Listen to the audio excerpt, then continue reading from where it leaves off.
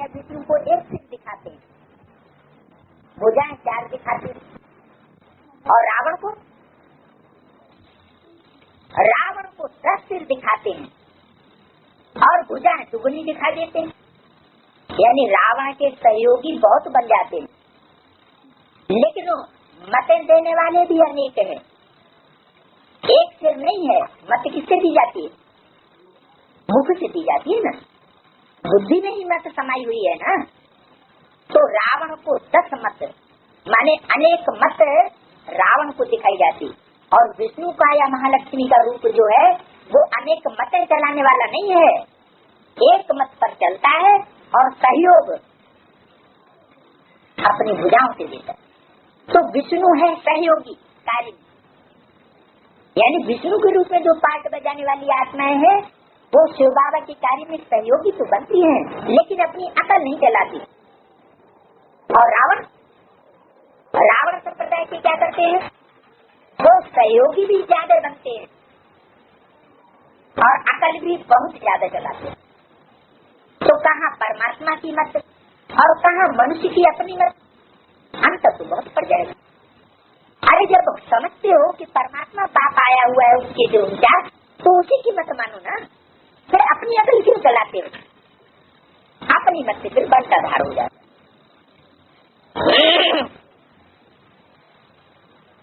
तो महालक्ष्मी का पति भी होगा, 2 भुजाएं जरूर नारायण की। तो नहीं समझते कि लक्ष्मी नारायण दोनों इस समय ज्ञान ज्ञानेश्वरी है। किस समय संगम चल रहा है या सत्य चल रहा है? संगम चल रहा है। ज्ञानियों का कंट्रोलर और ज्ञानियों की कंट्रोल करने वाली। तो जो ईश्वरी होगी उसको कोई शासित कर सकेगा? ज्ञानी उसकी वाचा को ज्ञान के आधार पर कोई बंद कर सकेगा? नहीं। तो अभी संगम युग में हो तुम बच्चे हो ज्ञान ज्ञानेश्वरी, ज्ञानियों की ईश्वर और ज्ञानियों की ईश्वरी। तो अभी संगम युग नहीं चल रहा है क्या? चल रहा है। तो ज्ञान ज्ञानेश्वरी भी होने चाहिए या नहीं? जरूर कोई आत्मा ब्राह्मणों की संगम युग दुनिया में है जिनका मुकाबला ज्ञान के आधार पर कोई सामने आकर नहीं कर सकता। जैसे मम्मा बाबा का मुकाबला कोई ब्राह्मणों की दुनिया में नहीं कर सकता था, वैसे अभी भी ज्ञान ज्ञानेश्वरी का ही पाठ चल रहा है यज्ञ के अंदर। राज राजेश्वरी का पाठ अभी नहीं चल रहा है। ब्राह्मण जो है वो राजा रानी अभी नहीं है। अपने को क्या समझे? हम सेवाधारी, ज्ञान की सेवा भले करें, कर्मणा सेवा भले करें, लेकिन हम किसी के ऊपर कंट्रोल करने वाले नहीं है। कोई मानता है बात तो ठीक, नहीं मानता है तो भी हमें सेवा करें। तो इस समय तुम बच्चे ज्ञान ज्ञानेश्वरी बनते हो। लक्ष्मी से सिर्फ पैसे मांगते हैं। जगदम्बा को कहते हैं सर्व आशाएं पूर्ण करने वाली है, और लक्ष्मी से सिर्फ क्या कहते हैं? पैसे मांगेंगे सिर्फ लक्ष्मी। यादगार कहाँ की हुई? इसका मतलब है कि महालक्ष्मी का जो रूप बनता है उस महालक्ष्मी के रूप में जो कलश को धारण करने वाली है ज्ञानेश्वरी, वो कोई अलग है। वो ज्ञान के कलश को धारण करती है, वजन होती है।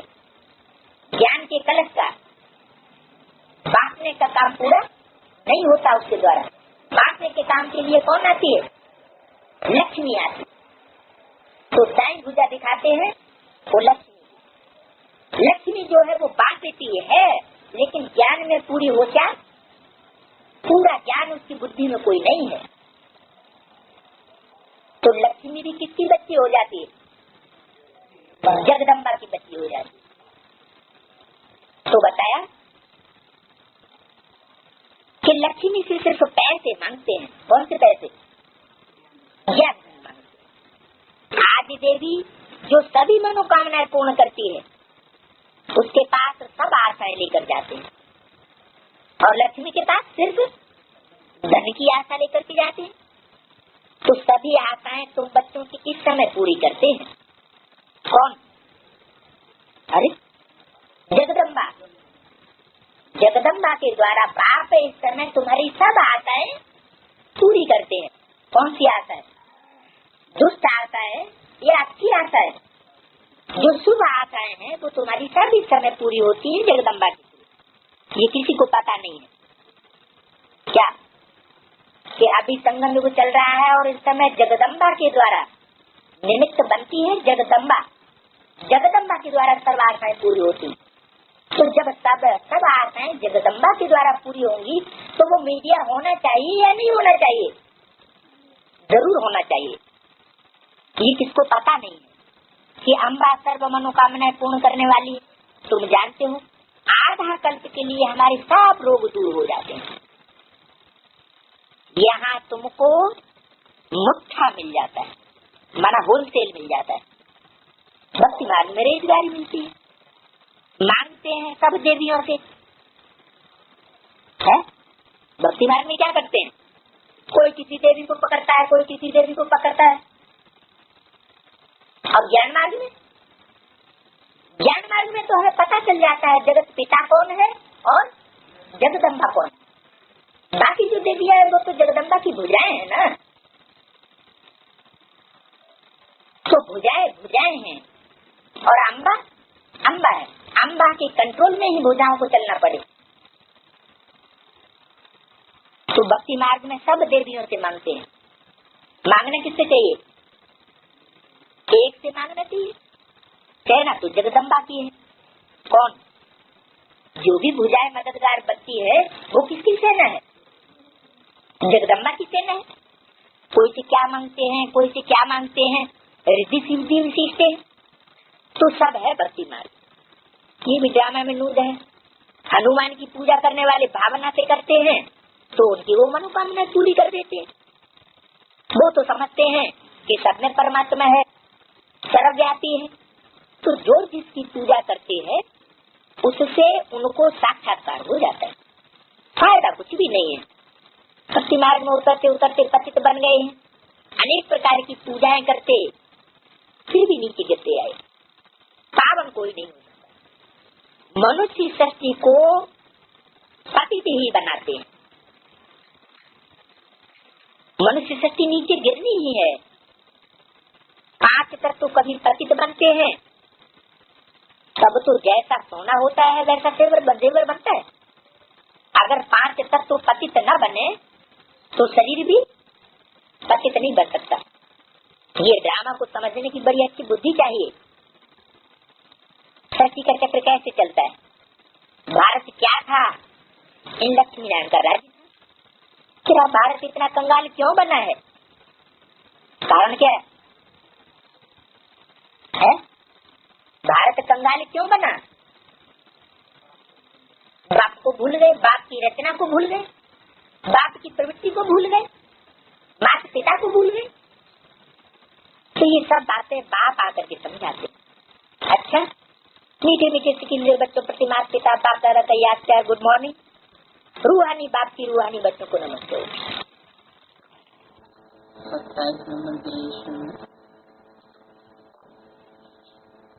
के उत्तर 9/6/86 का प्रश्न किया था। रिकॉर्ड चला है। छोड़ भी दे आकाश सिंहासन, धरती पर आ जाए। माना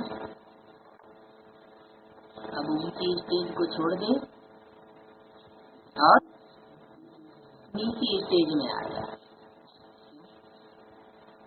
कि ऊंची स्टेज में रहने से तुम्हारा काम नहीं चलता क्या? ऊपर वाले को भी नीचे बुला लेना। नीचे सीखे बच्चों ने गीत सुना। इस गीत से सर्वव्यापी का ज्ञान तोड़ जाता है। क्यों जाता है? क्योंकि ऊपर से नीचे आएगा तो सर्वव्यापी कहाँ हुआ?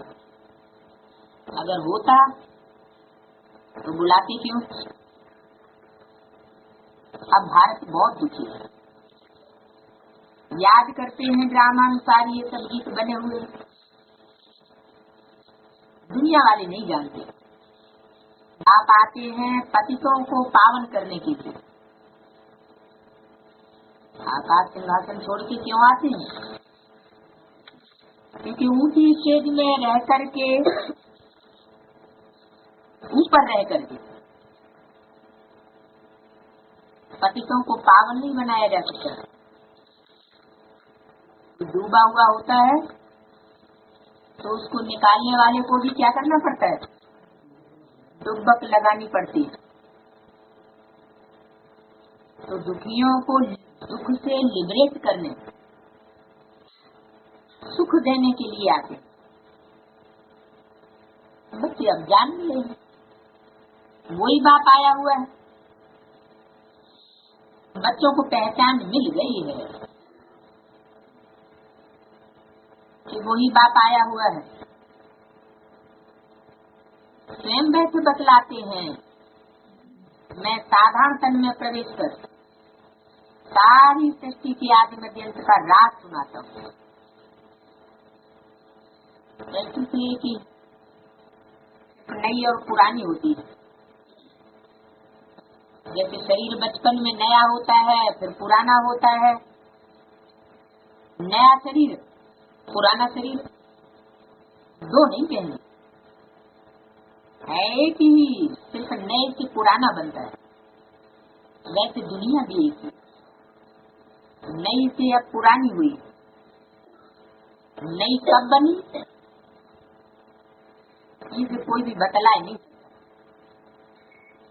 बाप आकर के समझाते हैं, बच्चे जब नई दुनिया थी तो नया भारत था, सत्यु कहा जाता था। वही भारत अब पुराना बना है। इसको पुराना ओल्ड वर्ल्ड कहा जाता है। न्यू वर्ल्ड ही सिर्फ ओल्ड बनी, उसको नया जरूर बनना है। नई दुनिया का बच्चों ने साक्षात्कार भी किया है। अच्छा, उस नई दुनिया के मालिक कौन थे? बरोबर ये लक्ष्मी नारायण। आज सनातन देवी देवताएं उस दुनिया के मालिक थे। ये बाप बच्चों को समझा रहे हैं। बाप कहते हैं अब निरंतर यही याद करो। क्या याद करो?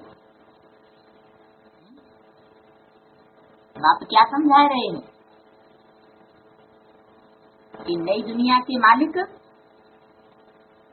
यह लक्ष्मी नारायण थे। ये समझा रहे हैं तो समझ में आ गया क्या कि नई दुनिया के मालिक यह लक्ष्मी नारायण, वह नहीं, यह लक्ष्मी नारायण थे। यह मन चित्र की तरफ इशारा किया, वो समझा तुमने? चित्र को समझा, चरित्र धारी को नहीं समझा। बाप परमधाम से हमको पढ़ाने, राजयोग सिखाने आया हुआ है। सारी महिमा उस एक की है।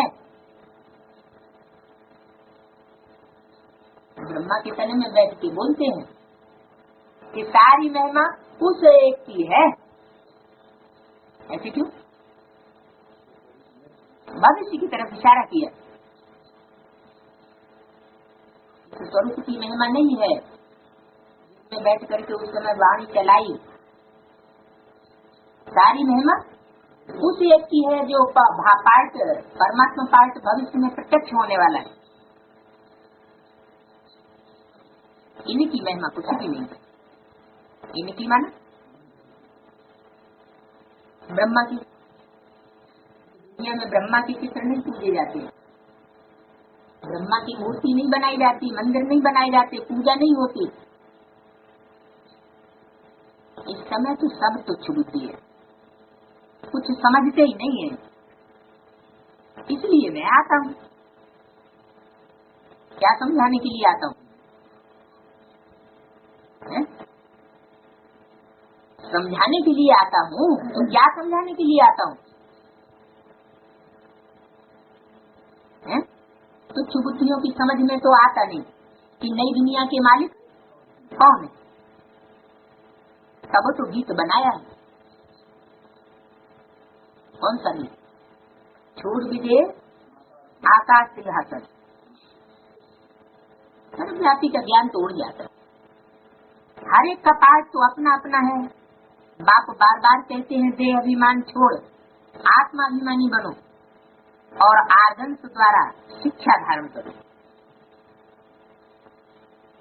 क्या कौन सी शिक्षा है? तो राजयोग की शिक्षा क्या है? हैं? क्या शिक्षा है राजयोग की? नरसिंह नारायण वो तो लक्ष्य है, लेकिन शिक्षा क्या है? अपने घर गृहस्थ में रहते कमल फूल समान पवित्र बनो, ये शिक्षा बच्चों को दे रहे हैं। तो इसलिए मैं आता हूँ, ये शिक्षा आदर्श द्वारा धारण करनी है। एक आर्गन द्वारा धारण करनी है, सभी आर्गन द्वारा है?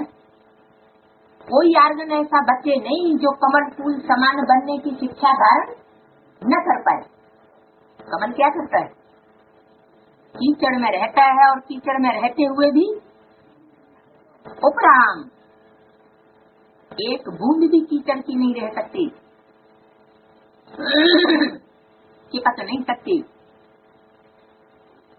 भले तो बाबा को चलते फिरते देखते, परंतु याद शिव बाबा को करो। इस बाबा में और शिव बाबा में क्या अंतर हुआ है? अरे इस बाबा के अंदर क्या शिव बाबा नहीं है क्या? माने ब्रह्मा दादा लेखराज के अंदर में शिव बाबा नहीं है? है तो, लेकिन वो रूप नहीं है बाबा का जो अविनाशी रूप है, जिसको कहा जाता है कालों का काल महाकाल, जिसको कोई काल खा नहीं। क्योंकि अकाल मूर्त को याद करेंगे तो हम भी मास्टर अकाल मूर्त बनेंगे, और जिसको काल खा जाए उसको याद करेंगे तो हम भी, हमको भी काल खा जाएगा। ऐसे ही समझो, शिव बाबा ही सब कुछ करते हैं, शिव बाबा की ही याद रहेगी, ब्रह्मा है नहीं। भले इनका रूप हमको आंखों से दिखाई पड़ता है, तुम्हारी बुद्धि शिव बाबा की तरफ जानी। शिव बाबा न हो तो इनकी आत्मा, इनका शरीर कोई काम का नहीं। हमेशा समझो इसमें शिव बाबा है, वो इस द्वारा पढ़ाते हैं, ये नहीं पढ़ाते। तुम्हारा ये टीचर नहीं है। कौन? ब्रह्मा टीचर नहीं है, सुप्रीम टीचर वो है। याद उनको करना है, कभी जिस्म को याद नहीं करना है। बुद्धि योग बाप के साथ लगाना है। बच्चे याद करते हैं, फिर से आकर के ज्ञान योग सिखाओ, क्या याद करते हैं? फिर से आकर के ज्ञान योग सिखाओ, फिर से माना परम पिता परमात्मा की सिवाय कोई राजयोग सिखला ही नहीं सकता। इसका मतलब क्या हुआ? दोबारा आओ, क्योंकि राजयोग का ज्ञान प्रवृत्ति में रह करके दिए। ब्रह्मा सरस्वती की प्रवृत्ति नहीं कहेंगे, वो तो उनकी बेटी थी। तो बोला फिर से आकर के राजयोग सिखाओ। अब बच्चों की बुद्धि में है, वो ही बैठे सदगति का गति का ज्ञान सुनाते। फिर ये नाली प्राय लोप हो जाती है, वहाँ दरकार ही नहीं, राजधानी स्थापन हो गई, सदगति हो जाती है। ज्ञान दिया जाता है दुर्गति से सदगति में आने के लिए। ज्ञान लेने का मतलब क्या है कि ज्ञान लेने वाला दुर्गति में है। बुद्धि की गति दुष्ट गति की ओर जा रही है। तो मन बुद्धि का रुझान जब दुष्ट गति की ओर है, गिरती कला की ओर है, देह और देह के संबंधियों की तरफ बुद्धि खींचती है, तो इससे साबित होता है कि दुर्गति है। तो सदगति के लिए ज्ञान दिया जाता है। सच्ची गति हो, मन बुद्धि की पहले सच्ची गति होगी, फिर शरीर की होगी। पहले सच्ची गति क्या होगी मन बुद्धि की कि देह और देह के संबंधों से बुद्धि निकलकर मनन चिंतन मंथन में लगेगी, आत्म चिंतन में लगेगी, परमात्मा चिंतन में लगेगी और इस सत्य के आदि मध्य अंत के राज को जानने में लगेगी। बाकी देह और देह की संबंधों की दुनिया भूलने लग पड़े। बाकी तो सब है भक्ति मार्ग की बात है। मनुष्य जप तप दान पुण्य आदि जो कुछ करते हैं सब भक्ति मार्ग की बात है। क्या कोई नाम का जाप करते हैं, शरीर को कष्ट देकर तपस्या तपते हैं, हाथ पांव बांध करके बैठ जाते हैं, वो क्या हुआ? शरीर को तपाना हुआ। खींच करके बिंदु की याद करते हैं, वो भी तपना हुआ। दान करते हैं, पुण्य करते हैं, ये सब भक्ति मार्ग है। इनसे मुझे कोई भी मिल नहीं सकता। क्योंकि दान करते हैं वो भी किसको करते हैं? पतितों को दान करते हैं। पतितों को दान करने से रिजल्ट क्या निकलेगा? अतिथि ही बने। मेरे से कोई नहीं मिल सकता। आत्मा के पंख टूट गए। पंख कौन से? ज्ञान योग के पंख टूट चुके हैं, इसलिए कहते हैं फिर से आओ। पत्थर बन गए हैं, माना पत्थर बुद्धि बन गए। पत्थर से फिर पारस बनाने मुझे आना पड़े। पारस कैसा होता है? पारस भी तो पत्थर होता है? पत्थर से पारस, पारस के लिए कहते हैं इसके छूने से लोहा भी सोना बन जाता है। अब कोई ऐसा पारस पत्थर तो होता नहीं है। वास्तविकता क्या है?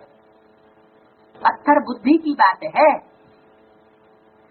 ऐसे ऐसे पत्थर बुद्धि जो परमात्मा ज्ञान लेने से इतने तीखे बन जाते हैं कि उनके संसर्ग संपर्क में आने वाली आत्माएं भी उनके जैसी बन जाती है। पारस बुद्धि मनन चिंतन मंथन करने वाली बन जाती है। तो पत्थर से पारस बनाने के लिए मुझे आना पड़ेगा।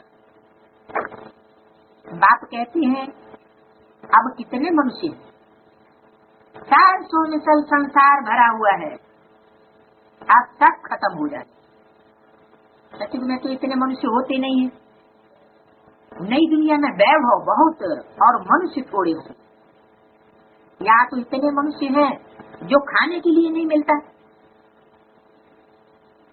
पुरानी रेतीली जमीन है, नहीं हो जाएगी। वहाँ है ही एवरीथिंग न्यू। रेतीली जमीन की क्या बात होती है खास? हाँ, उसमें पैदाइश कुछ नहीं होती क्योंकि इतना पानी नहीं मिल सकता। इसके लिए पानी बहुत ढेर सारा चाहिए। तो वहाँ एवरीथिंग न्यू होगा। नाम ही कितना मीठा, हेवन, बहिष्ठ, देवताओं की नई दुनिया। पुराने घर को तोड़ नए में बैठने की दिल होती है ना। अब है नई दुनिया, स्वर्ग में जाने की बात। इसमें तो पुराने शरीर होते। इस पुराने शरीर को हार पहनाएंगे तो तुम्हारा बुद्धियोग इसमें चला जाएगा।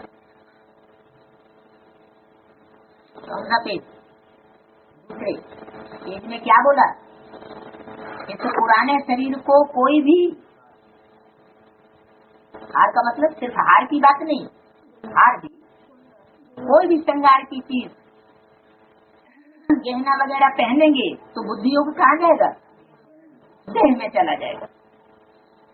तो बाबा कहते हैं हमको हार की दरकार नहीं, हाँ हमको हार की दरकार नहीं, तुम ही पूजी बनते हो, पुजारी भी तुम ही बनते हो, आके ही पूजी आके ही पुजारी बनते हो, तो अपने ही चित्र की पूजा करने लग पड़ते। बाबा कहते हैं मैं न पूजी बनता हूँ न फूल आदि की मेरे को दरकार है। उसकी भी दरकार किसको, तुम्हारे ऊपर ही फूल चढ़ाए जाते हैं, मैं क्यों यह पहनूं, क्या क्या क्या पहनूं, इसकी बात हो रही थी। हार, मैं गले का हार क्यों पहनूं, यानी फूलों का हार मैं क्यों पहनूं, इसलिए सब फूल माला आगे लेते नहीं हैं। तुम पूजी बनते हो, फिर जितना चाहिए उतना फूल पहनो,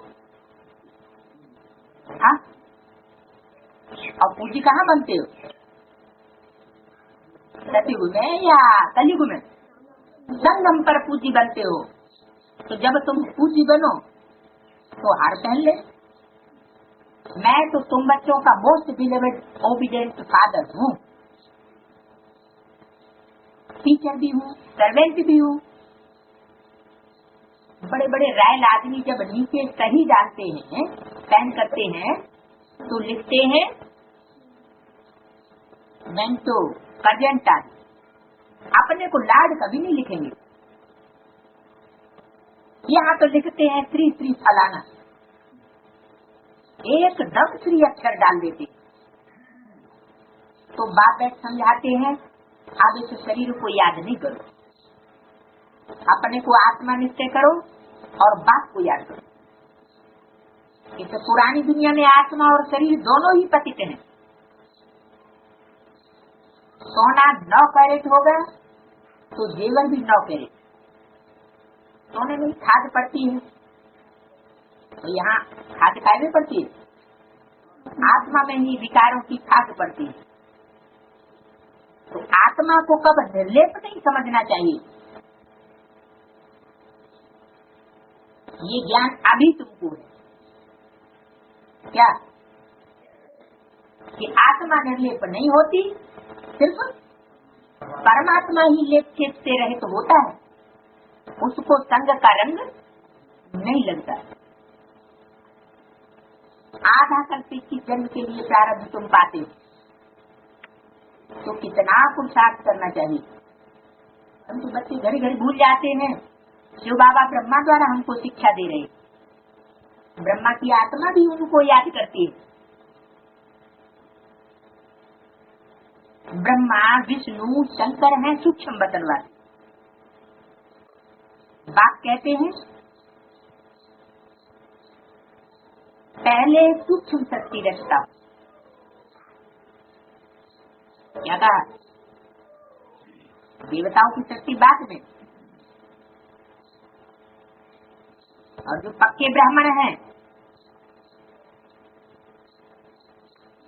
जनेऊधारी, उनको क्या कहते हैं, पक्का ब्राह्मण, जिन्होंने 3 सूत्रों को धारण कर लिया।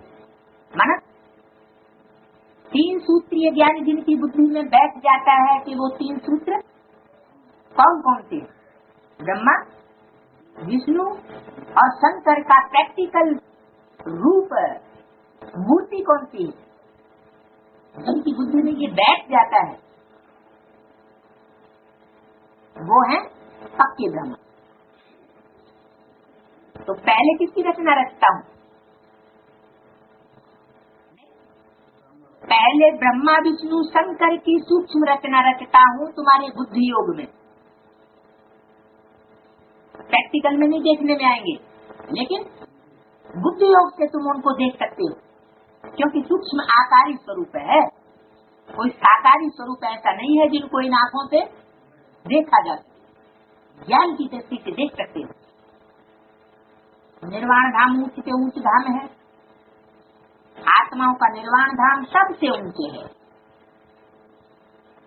एक भगवान को सभी भक्त याद करते हैं, परंतु तमो प्रधान बन गए तो बाप को भूल भिक्कर भिक्कर सबकी पूजा करते रहते। जब तामसी बनती है, विविचारी बनती है, विविचारी पूजा कब से शुरू होती? द्वापर आने को होता तो द्वापर के अंत में तामसी स्टेज में, द्वापर से नहीं एकदम व्यभिचारी पूजा शुरू होती, द्वापर में पहले धिक्कर बुद्धियों में ठोक दी। धिक्कर बुद्धि किसे कहा जाता? सब संगम युग की बातें हैं। ब्राह्मणों की संगम युग की दुनिया में धिक्कर बुद्धि कौन से हुए? मिट्टी का ठेला ढेला, थोड़ी सी माया की ठोकर लगी और मिट्टी का ढेला टूट गया, अनिश्चय बुद्धि बन गया। तो समझते हैं कि ऐसों में भी भगवान आ जाता है, जिनको घड़ी घड़ी अनिश्चय पैदा होता है परमात्मा पार्ट पर। ऐसों में कोई परमात्मा आ सकता है क्या? परमात्मा तो अटल अखंड अडोल सितारे में प्रवेश करेगा या घड़ी घड़ी अनिश्चय दानों में प्रवेश करेगा? एक ही सितारा है जो कभी अपना स्थान नहीं छोड़ता, अटल रहता है।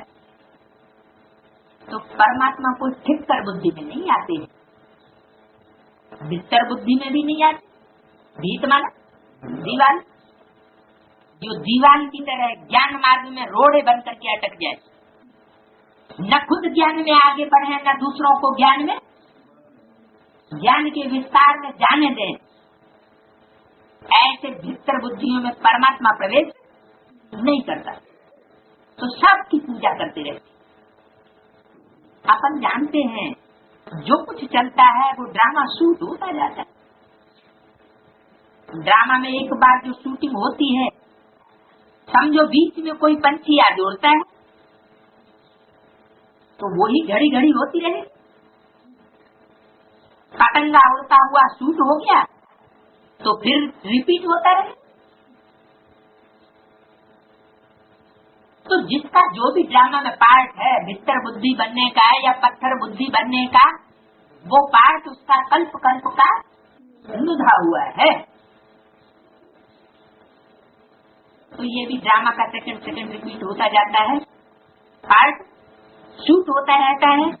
ये बना बनाया ड्रामा। तुम एक्टर्स हो, सारे ड्रामा को साक्षी होकर के देखते हो। एक एक सेकंड ड्रामा अनुसार पास होता जाता है।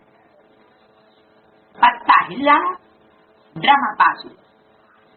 ऐसे नहीं, पत्ता पत्ता भगवान के हुक्म पर हिलता है। भगवान का काम पत्तों को हिलाना है क्या? नहीं, ये सब ड्रामा की दूध है। इनको अच्छी रीति समझना पड़ता है। बाप ही आकर के राजयोग सिखलाते और ड्रामा की नालिश देते। चित्र भी कितने अच्छे बने हुए हैं, तब संग में ऊपर घड़ी का कांटा भी लगा हुआ है। कलयुग अंत और सतयुग आदि का संगम है। अभी पुरानी दुनिया में अनेक धर्म है, नई दुनिया में फिर ये नहीं रहेंगे। बच्चे हमेशा ऐसा ही समझो कि हमको बाप पढ़ाते, हम गार्डली स्टूडेंट हैं। कैसे पढ़ाते हैं बाप? सर्वव्यापी होकर पढ़ाते हैं या एक व्यापी होकर पढ़ाते हैं? इसका उल्टा अर्थ नहीं समझा जाए कि हमको बाप ही पढ़ाते हैं, कि जो भी संदली पे बैठा क्या समझो कि हमको बाप ही पढ़ाते हैं। तो क्या बाप सर्वव्यापी हो गया क्या? सर्वव्यापी की बात नहीं। मुकर्रर रथ में भी यह नहीं समझना है कि हमको ये देहधारी पढ़ाता है। तो देहधारी की आत्मा याद ना आए, पढ़ाने वाला कौन है? Supreme soul. तो हम गॉडली स्टूडेंट हैं। भगवानवाद में तुमको राजाओं का राजा बनाता हूँ। राजे लोग भी इन लक्ष्मी नारायण को पूजते हैं। कहाँ पूजेंगे? सतयुग में पूजेंगे? सतयुग में तो कोई राजा होते ही नहीं, और एक ही राजा होता है, तो बात कहाँ की है? अरे संगम युग में जो राजा बनने वाली आत्माएं हैं, नंबरवार पुरुषार्थ संसार, वो सब किसको पूजेंगे? एक लक्ष्मी रानी। तो बच्चे समझ गए हो, हम सो पूजित थे, फिर हम सो पुजारी बने। बाबा तो नहीं बनते हैं। बाबा कहते हैं ना मैं पूजी बनता हूँ और ना मैं पुजारी बनता हूँ, इसलिए न मैं फूल पहनता हूँ और न मेरे को फूल पहनाने पड़ते हैं। क्या? न मैं फूल पहनता हूँ और न फिर फूल पहनाता हूँ। पहनता भी मैं नहीं हूँ और पहनाता भी मैं नहीं। तुम पहनते भी हो और दूसरों को, दूसरों के गले में हार बना करके फूल डालने भी पड़ते हैं। कब की बात है? ये बात कब की है? फूल पहनना और फूल पहनाना। संगम में तो सब कुछ छूट होता ही है, लेकिन द्वापर कलयुग में भी ये ड्रामा चलता है। तो हम फूल क्यों स्वीकार करो? फूल कौन स्वीकार करे? हैं? बच्चे फूल स्वीकार करेंगे, लेकिन कब? जब बच्चे पूज्य बने। अभी तुम स्वीकार नहीं कर सकते। कायदे अनुसार उन्हों को हक है जिनकी आत्मा और शरीर प्योर है।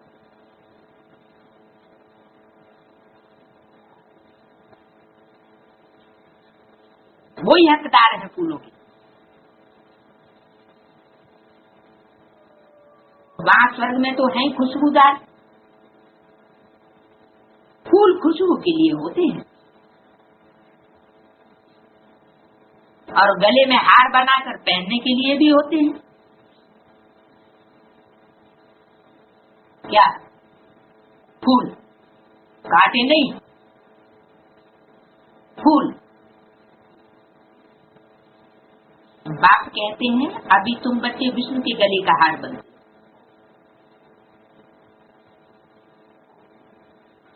हो, हैं? बनते हो कि रुद्र के गले का हार बनते हो? पहले रुद्र के गले का हार बनते हो, फिर विष्णु के गले का हार बनते हो। और रुद्र किसको कहा जाता है? शिव को कहा जाता है। और अभी शिव बाबा ने क्या कहा? मैं तो हार पहनता ही नहीं, तो तुम रुद्र के गले का हार कैसे बनोगे? हाँ, रुद्र का मतलब ये है कि वो जिस साकार में प्रवेश करता है उसके गले के हार तुम बनते हो। नंबरवार तुमको तख्त पर बैठ, जिन्होंने जितना कल पहले पुरुषार्थ किया है करते हैं और करने लग पड़ेंगे। नंबरवार तो है। बुद्धि कहती है फलाना बच्चा बहुत अच्छा संग से बोले, जैसे दुकान में होता है, सेठ बनते हैं, भागीदार बनते हैं, मैसेंजर बनते हैं, नीचे वालों को भी लिफ्ट मिलती है। तो ये भी ऐसे तुम बच्चों को भी माता पिता पर जीत पाने, क्या जहाँ जीत वहाँ जन्म मिलता है, ये नियम है। बच्चा अगर माँ बाप के घर में जन्म लेता है, टट्टी पेशाब साफ कराता है, तो जरूर उसने पूर्व जन्म में उन माँ बाप की आत्माओं के ऊपर कर्मों में विजय पाई है, इसलिए वो आकर के बच्चा बनता है। तो कभी बाप बना ही नहीं है, ये कभी माँ बाप नहीं बना। तो तुम बंडल खाते हो, माता पिता से आगे कैसे हम जा सकते हैं? क्या कहा? कैसे जा सकते हैं? कैसे जा सकते हो? माता पिता पर भी कर्मों का जो हिसाब किताब है उसमें अगर माता पिता पर भी तुमने विजय पहनी तो क्या होगा? तुम माता पिता के बच्चे जाकर बने। आप तो बच्चों को मेहनत करके लायक बनाते हैं तख्त नशीन बनाने के लिए, इसलिए कहते हैं अब हमारे दिल रूपी तख्त पर जीत पहनने से भविष्य के तख्त नशीन बनेंगे। पुरुषार्थ इतना करो जो नर से नारायण। क्या कहा? नर से प्रिंस बनने का पुरुषार्थ नहीं बताया है, वो तो अगले जन्म में बनेंगे। लेकिन गायन क्या है? नर से नारायण बनने का पुरुषार्थ करो, वो इसी जन्म में बनना है। एम ऑब्जेक्ट मुख्य है ये। किंगडम स्थापन हो रही है तो राजा ही में वैरायटी पैदा है। माया को जीतने का पूरा पुरुषार्थ करो, बच्चों आदि को भी बल प्यार से चलाओ, परंतु ट्रस्टी होकर के रहो। भक्ति मार्ग में कहते थे ना, प्रभु ये सब आपका दिया हुआ है, आपकी अमानत आपने ले ली। अच्छा तो फिर रोने की बात नहीं रही, परंतु ये तो है ही रोने की। मनुष्य कथाएं बहुत सुनाते हैं, वो तो सिर्फ कथाएं सुनाते रहते हैं, लेकिन मोहजित बनते नहीं हैं।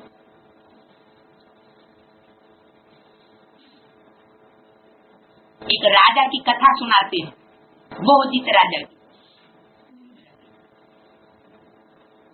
फिर कोई दुख फील नहीं होता है, क्योंकि एक शरीर छोड़ दूसरा लिया।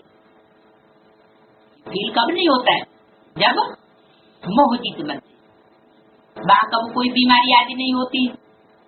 अगर हेल्दी निरोगी काया रहती है 21 जन्म के लिए, 21 जन्म के लिए निरोगी काया गिनाओ, कौन कौन से 21 जन्म? त्रेता के 12, सतयुग के 8 और 1 निरोगी जन्म संगम युग का। तो अभी है, अभी थोड़े ही कहेंगे निरोगी जन्म, अभी तो रोगी जन्म है।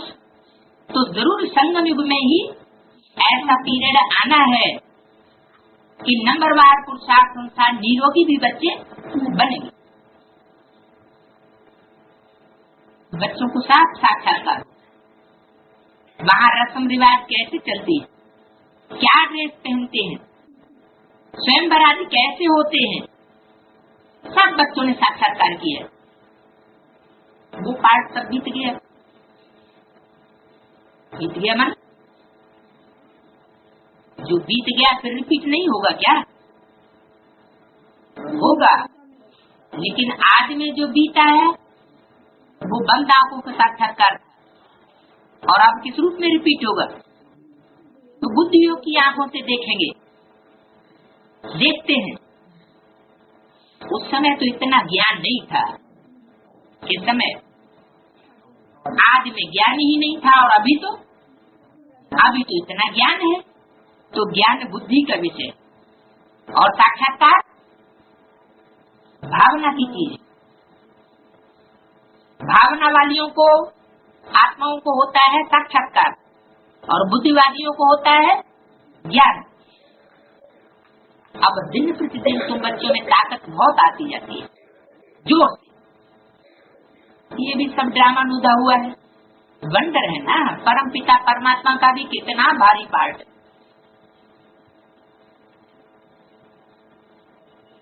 खुद बैठ समझाते हैं। भक्ति मार्ग में भी ऊपर बैठ करके मैं कितना काम करता हूँ। परमधाम में काम करते हैं क्या? कौन काम करता है? बिंदु वहाँ परमधाम में बैठ करके काम करता है। क्या काम करता है? नीचे तो कल्प में मैं एक ही बार आता हूँ, बहुत निराकार के पुजारी भी होते हैं, परंतु निराकार परमात्मा कैसे आकर के पढ़ाता है ये बात गुम कर दी। तो जो गुम कर दी है वो तुम उजागर करो। क्या गुम कर दी? निराकार परमात्मा कैसे पढ़ाता है? निराकार का मतलब निराकारी तेज बल शरीर तो है, उस शरीर की यादगार लिंग दिखाया जाता है, लेकिन उसको हाथ पांव नहीं दिखाए जाते, कर्मेंद्रियां नहीं दिखाई जाती। क्यों नहीं दिखाई जाती? क्योंकि ऐसी स्टेज दिखाई है चित्रकार ने कि उसको कर्मेंद्रियां होते हुए भी जैसे कि नहीं है। तो कर्मेंद्रियों का भान न होना उसको लिंग रूप दिखाया है तो शरीरधारी, और उसमें बिंदु सुप्रीम सोल प्रवेश होता है। तो गीता में भी कृष्ण का नाम डाल दिया है साकार का, तो निराकार से प्रीति ही टूट गई। भी शब्द यहाँ क्यों लगाया?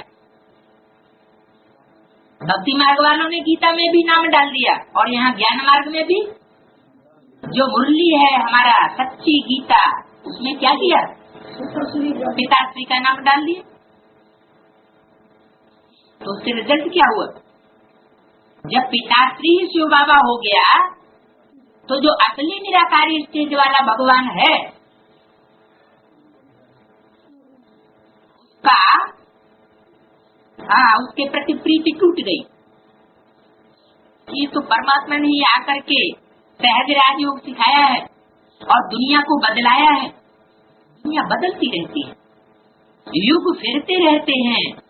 इस ड्रामा के चक्कर को अभी तुम समझ गए हो। मनुष्य कुछ नहीं जानते। कौन से मनुष्य? जो सन्मुख नहीं है वो नहीं जानते, और तुम सन्मुख हो तो समझ गए हो। सतयुग के देवी देवताओं को भी नहीं जानते, सिर्फ देवताओं की निशानियां रह गई हैं। तो बाप समझाते हमेशा ऐसे समझो हम शिव बाबा के हैं। शिव बाबा हमको पढ़ाते हैं, शिव बाबा ऐसे ब्रह्मा द्वारा हमको शिक्षा देते हैं। शिव बाबा की याद में फिर बहुत मजा आता रहेगा। ऐसा गॉड फादर कौन है?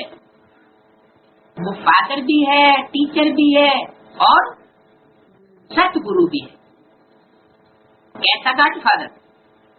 जो एक ही शरीर से तीनों हो। दुनिया में ऐसे नहीं होता कि कोई बाप भी हो, कोई टीचर भी हो, कोई गुरु भी हो। लेकिन यहाँ क्या विशेषता है?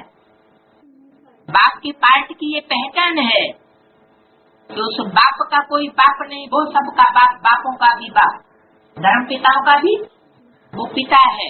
कयामत में भल धर्म पिताएं प्रत्यक्ष होंगे, लेकिन वो धर्म पिता है उसका बाप नहीं बनेंगे। धर्म पिताओं को रियलाइज करना पड़ेगा कि ये हमारा भी बाप है। और वो टीचर भी, सुप्रीम टीचर, जिसका कोई टीचर नहीं, कोई उसको टीच नहीं कर सकता, कोई उसको समझा नहीं सकता, वो सबको समझाता है।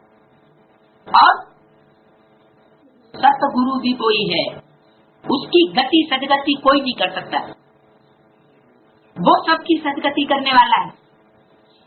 तो ये भी बाप की पहचान है कि एक ही शरीर के द्वारा वो बाप भी है, टीचर और सतगुरु भी है। ये बाप बच्चों को पढ़ाते भी हैं तो वो जरूर कहेंगे हमारा फादर टीचर है, परंतु वो फादर फिर गुरु भी हो, ऐसे नहीं होता है। टीचर हो सकता है, फादर को गुरु कब नहीं कहेंगे। जिनका फादर भी टीचर था, किनका? ब्रह्मा का है, पढ़ाते थे, हम भी पढ़ते थे। क्या बात? इनका माना किनका? ब्रह्मा का।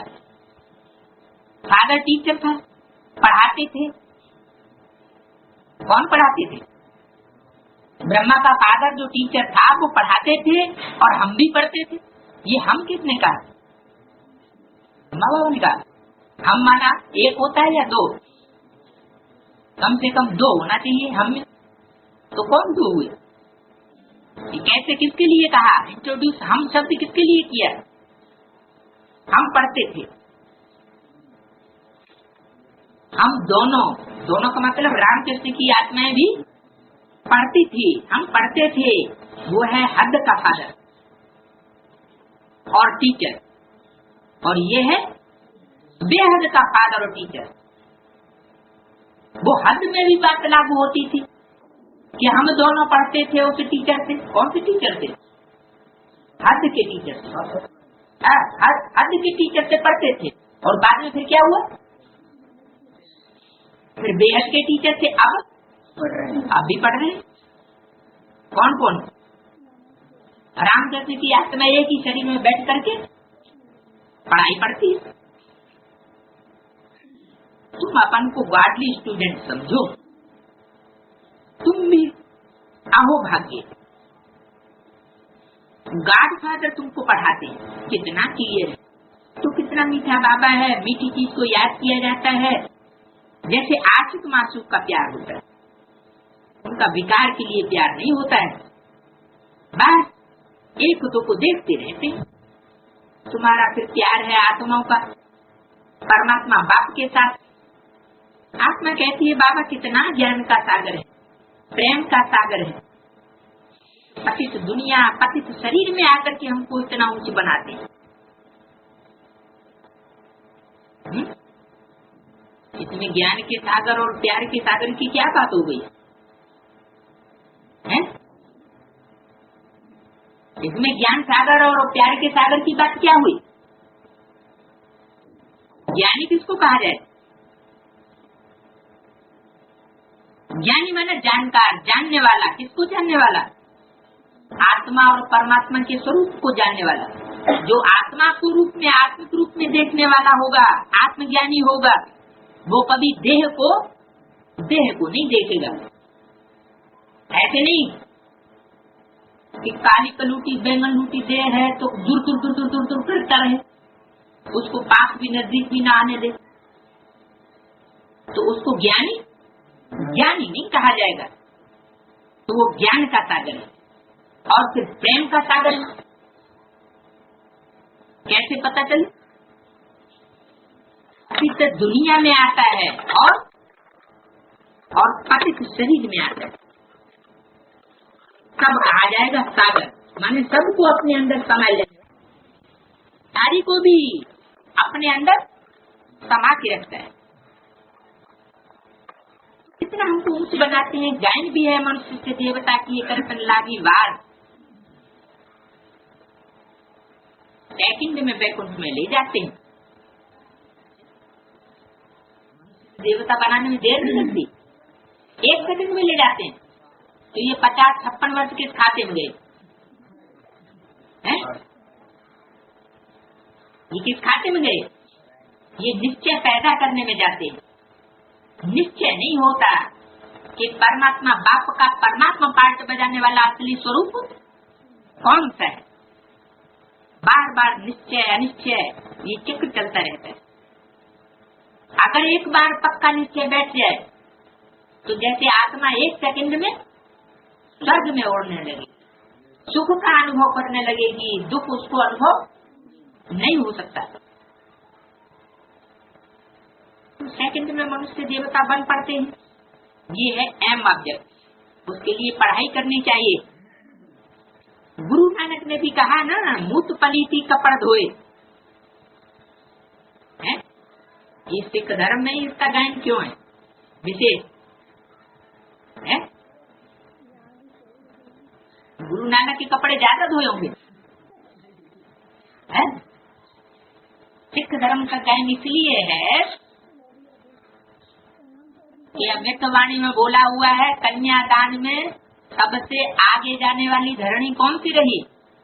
पंजाब। बेसिक नॉलेज में भी सबसे आगे जाती है और एडवांस नॉलेज में भी पंजाब की धरणी, पंजाब का खून कन्यादान में सबसे आगे जाता है। और सफलता भी किसको मिलती है? अदर कुमारों को पहले सफलता मिलती है कि अदर कुमारों को मिलती है कि कुमारों को मिलती है कि कुमारियों को मिलती है? क्यों क्यों सफलता मिलती है? ये नहीं, मम्मा और बाबा का सवाल नहीं है। सफलता कुमारियों को क्यों मिलती है? क्योंकि पवित्रता होती है उनमें, पवित्रता से ही सब प्रकार की सफलता मिलती है। पवित्र जितना होगा उतना ज्ञान मार्ग में भी सफलता प्राप्त, और जितना अपवित्र होगा उतना ज्ञान योग की प्रारब्ध जल्दी प्राप्त नहीं कर सकेगा। तो नानक ने भी कहा, नानक को क्यों उठाया था? सिख धर्म में ये विशेष गायन है, मूत पलीती कपड़ धोती। कपड़ मन शरीर रूपी वस्त्र। कैसा वस्त्र? मूत पलीती कपड़ धोए। धोए किसने? क्या गुरु नानक ने? वास्तव में गुरु नानक को कोई भगवान नहीं है।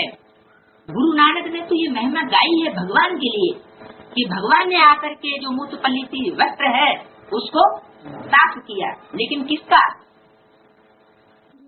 जो देवी देवता सनातन धर्म का फाउंडर बनता है, फाउंडेशन बनती है जो आत्मा।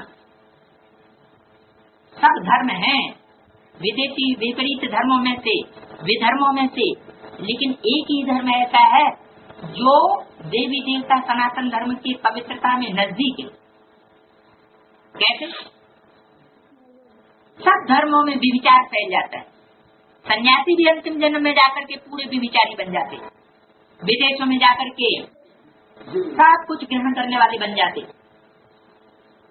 लेकिन सिख धर्म एक ऐसा है जिसमें अंत तक ये बात अभी भी चली आ रही है, एक नारी सदा ब्रह्मचारी। तो ये लक्ष्य सोप है ना। कौन? नारायण। जिस तन में परमात्मा प्रवेश करता है, जो नर से नारायण बनता है, मुकर्रर रथ बनता है, वो कौन सा सोप हुआ? लक्ष्य सोप हुआ। तो खूब घिसो, जल्दी से सफाई हो जाए। बाबा कहते हैं मैं कितना अच्छा धोबी हूँ, माना मैं साबुन नहीं हूँ, मैं क्या हूँ? मैं धोबी हूँ। मैं तो साबुन को घिसने वाला हूँ। तो सोप कौन हुआ? है?